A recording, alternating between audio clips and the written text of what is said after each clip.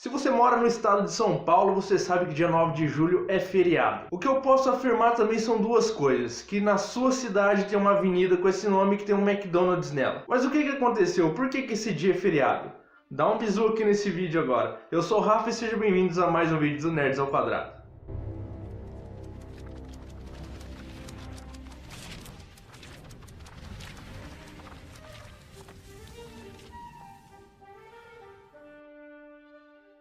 No dia 9 de julho, no estado de São Paulo, nós comemoramos a Revolução Constitucionalista de 1932, também conhecido como a Guerra Paulista. Então esse vídeo vai ter várias explicações no meio da história, vai ser uma loucura de post-it aqui então vamos começar com algumas marcações. A primeira anotação que eu tenho que fazer sobre esse tema, antes da gente começar a conversar sobre o assunto, é a palavra oligarquia. Oligarquia do grego significa governo de poucos. Beleza? Beleza! Então, beleza. No início do século XX, o Brasil passou por um processo de industrialização e suas principais fontes de renda eram dois produtos. São Paulo tinha o café e Minas Gerais tinha o leite. Como São Paulo e Minas eram os que mais produziam, eles mandavam no país, tanto economicamente como realmente na forma de poder. Os presidentes na época eram eleitos sempre um paulista e um mineiro, sempre sucessivamente. Paulista, mineiro, você entendeu? Mas essa zona acabou em 1929, quando o presidente eleito Washington Luiz, que hoje em dia é conhecido por ser uma rodovia, ele indicou no lugar de um mineiro, ele indicou Júlio Prestes, que era outro paulista, mais um candidato paulista, quebrando assim com essa política do café com leite, como é chamado. Sempre representando pelo café o São Paulo e representado pelo leite Minas Gerais. Esse tipo de política vinha sendo praticada desde o presidente Afonso Pena, que hoje também, pelo menos aqui na minha cidade, é conhecido por uma praça, mas já foi presidente do Brasil. E o que acontece? Minas Gerais rompe a aliança com São Paulo, por causa dessa política café com leite, e começa a apoiar os maiores opositores de São Paulo. Eles chegam lá nos caras do Rio Grande do Sul e falam, então, mano, esses brothers de São Paulo aí, ó, deram uma ferrada na gente. A gente vai se juntar com vocês e com a Paraíba e vamos dar prosseguimento aí pra tentar eleger esse carinha aí de vocês aí, esse tal de Getúlio Vargas aí. É isso aí, o diálogo foi exatamente assim, tenho certeza. Mas a questão é a seguinte, eles então fizeram essa aliança para lançar Getúlio Vargas como presidente e o vice seria um candidato da Paraíba, que estava apoiando eles também, chamado João Pessoa. João Pessoa, Paraíba, sacou? Enquanto isso lá na Câmara já tava rolando a seguinte ideia. Os caras já estavam falando assim, se nós da Aliança Liberal, Paraíba, Minas Gerais e Rio Grande do Sul, não ganhar essa parada, vai ter revolução, mano. Vai ter revolução disso daí, não quero nem saber. E aí já começou a tensão entre os dois lados dessa disputa. O candidato paulista Cândido Mota deu a seguinte declaração, abre aspas, a guerra anunciada pela chamada Aliança Liberal não é contra o senhor Júlio Prestes, é contra o nosso estado de São Paulo e isso não é de hoje. A imperecível inveja contra o nosso deslumbrante processo e progresso que deveriam ser motivo de orgulho para todo o Brasil. Em vez de nos agradecerem e apertarem em fraternos amplexos, que são abraços, nos cobrem de injúrias e nos ameaçam com pontas de lanças e patas de cavalo. Fecha aspas. A gente tem que lembrar que isso aconteceu entre 1929 e 1930. A Bolsa de Nova York tinha acabado de quebrar e o preço do café foi lá embaixo. Então deu uma enfraquecida forte na economia do país. E aí o que aconteceu? O Júlio Prestes foi eleito e a Aliança Liberal cumpriu o que prometeu. Pegarem lanças, armas e cavalos e meteram o pé na bunda dos dois. Tiraram Washington Luiz do poder, que já estava de presidente, passando o cargo para o Júlio Prestes, e impediram o Júlio Prestes de assumir o governo.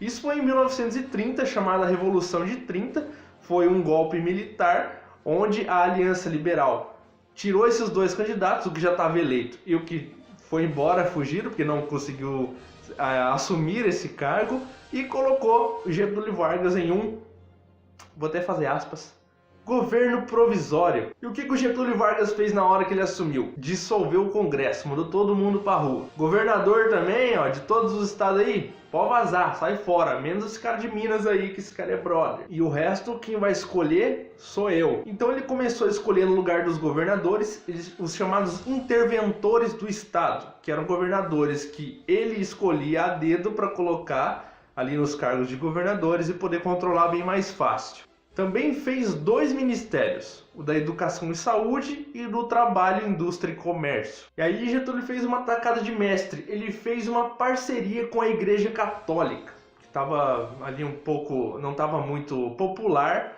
e o que eles fizeram? Fizeram um acordo, o governo vai apoiar algumas coisas da igreja, a igreja vai fornecer algumas paradas para o governo, e em troca o governo de Getúlio Vargas deixa as escolas ensinarem ensino religioso.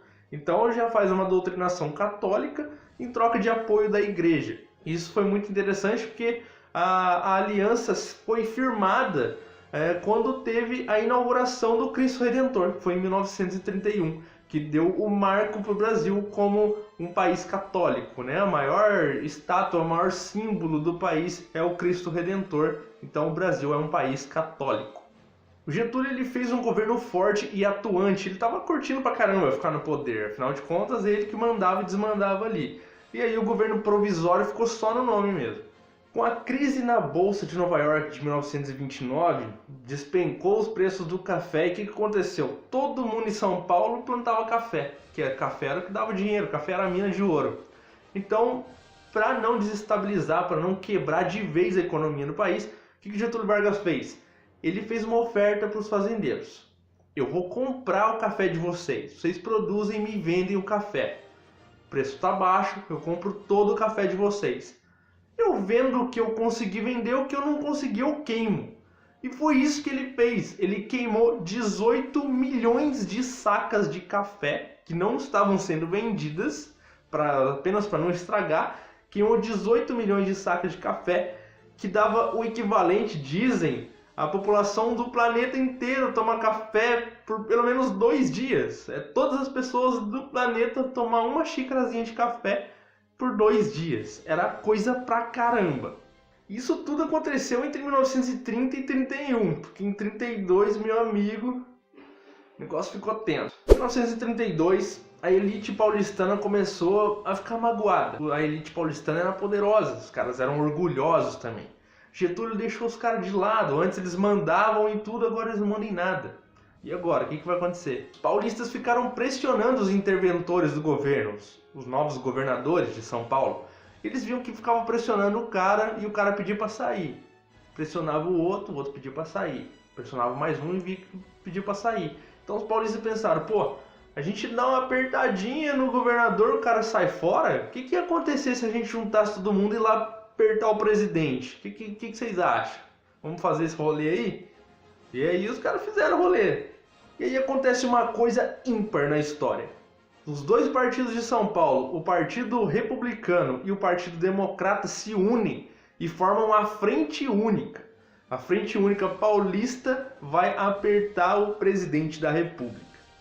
Mas o estopim mesmo, a desculpinha que faltava para explodir, para o negócio ficar bravo mesmo, foi quando 5 estudantes, que ficavam do lado da Frente Única, tentaram invadir junto com um grupo a Liga Revolucionária, que era um grupo de partidários do Getúlio Vargas que apoiavam o presidente eleito. A Liga Revolucionária baleou e matou esses 5 estudantes, e 4 deles morreram ali ou na hora ou 2 dias depois. Um deles, que era o Alvarenga, ele só morreu 5 meses depois, em decorrência dos ferimentos, por isso ele não ficou tão conhecido na época. Mas os outros 4 eram Martins, Miragaia, Drauzio e Camargo, que ficaram conhecidos depois como MMDC. Os nomes completos eram Mário Martins de Almeida, Euclides Miragaia, Drauzio Marcondes de Souza e Antônio Camargo de Andrade. Eles viraram o MMDC, mas aí você esquece a matemática. Mais pra frente que foi colocado o Alvarenga também, que morreu em decorrência dos ferimentos, então virou o MMDCA. Mas aí, até então já tinham feito, a gente já tinha várias estátuas com o MMDC. Depois da morte desses 4, vamos voltar para os 4 principais, o MMDC virou uma sociedade secreta, que começou a confabular entre eles para poder dar esse golpe que virou a Revolução de 1932. Começa então a Revolução de fato. Revolução de 1932, dia 9 de julho. A Frente Única de São Paulo, todo mundo se une, pega em armas e vai lutar contra o governo.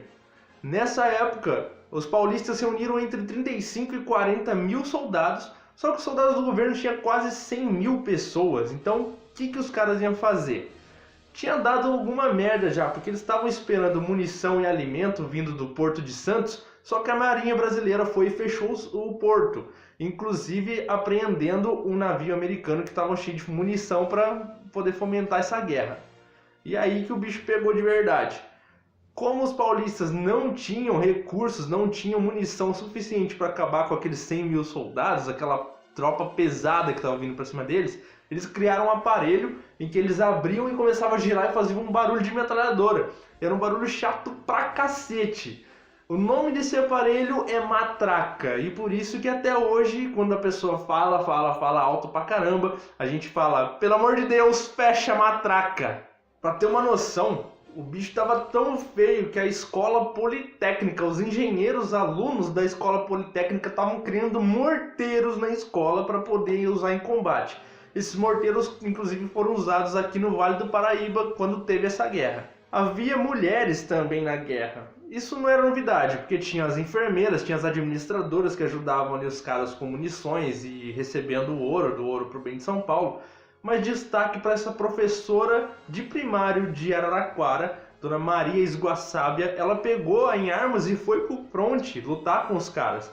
Inclusive nos relatos dela, ela diz que em 4 dias ela lutou em 10 conflitos armados. Então, a mulherada tava lá na frente também, arregaçando os caras, lutando pela libertação do seu estado. E uma última referência em homenagem aqui é para o senhor Paulo Virgílio. Ele era um agricultor da cidade de Cunha e os soldados do governo encurralaram ele e torturaram ele para ele contar onde estavam os soldados paulistas, porque estavam na região.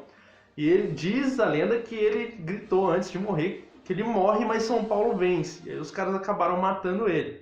Em homenagem, né, existe um trecho de rodovia que vai de Guará até Cunha que se chama Rodovia Paulo Virgílio. E também foi enterrado com honras de herói lá na capital. Mas como o exército paulista não tinha aquele recurso para poder realmente enfrentar, bater de frente com as forças do governo, o que eles fizeram? Optaram por se render. Então, no dia 2 de outubro daquele ano, acabou a Revolução de 1932, vitória do governo, soldados paulistas se renderam e o governo procurou se reconciliar com o estado de São Paulo. Para você ter uma ideia, Getúlio Vargas e seus apoiadores não comemoraram a vitória. Eles acharam meio que triste, porque tiveram que lutar contra o próprio povo, uma guerra civil em território brasileiro. Então aí começou o processo de reconciliação do governo com o Estado. Para começar a apaziguar todo mundo, Getúlio Vargas começou a fazer alguns acordos econômicos com o Estado de São Paulo para deixar todo mundo tranquilo de novo, como se nada tivesse acontecido, deixa estar. Para mostrar que estava mais interessado em fazer acordo do que fazer guerra, Getúlio acabou concedendo a vitória para os paulistas, fazendo o seguinte: ele anuncia então que vai ter uma nova Constituição no Brasil, que essa é a Constituição de 1934, que a gente utiliza até hoje, e que garante, por exemplo, que os jovens com idade de 18 anos têm que se alistar no Exército obrigatoriamente, que nós tenhamos salário mínimo, que tenha férias remuneradas anual de 30 dias, descanso remunerado de 1 dia durante a semana, né? A maioria seria no domingo, e também escola primária obrigatória e gratuita para a população. Mas isso aqui é Brasil e a história não acaba aí não. Começa agora, a partir de 1932, a ameaça comunista no nosso país. Mas isso aí é outra história. Eu espero que você tenha gostado desse vídeo. Se você gostou, clica aqui embaixo em gostei e se inscreva no canal. Segue a gente também na página do Facebook e lá no Instagram. No Instagram, assim que possível, a gente vai colocando ali algumas fotos de fatos históricos e de livros também. Então o canal agora vai ficar mais focado em conteúdo de história e de literatura. Eu espero que você goste dessa nova fase do canal e comenta aqui embaixo pra gente saber o que você tá achando, beleza? Então é isso daí, a gente espera você aqui até o próximo vídeo. Valeu!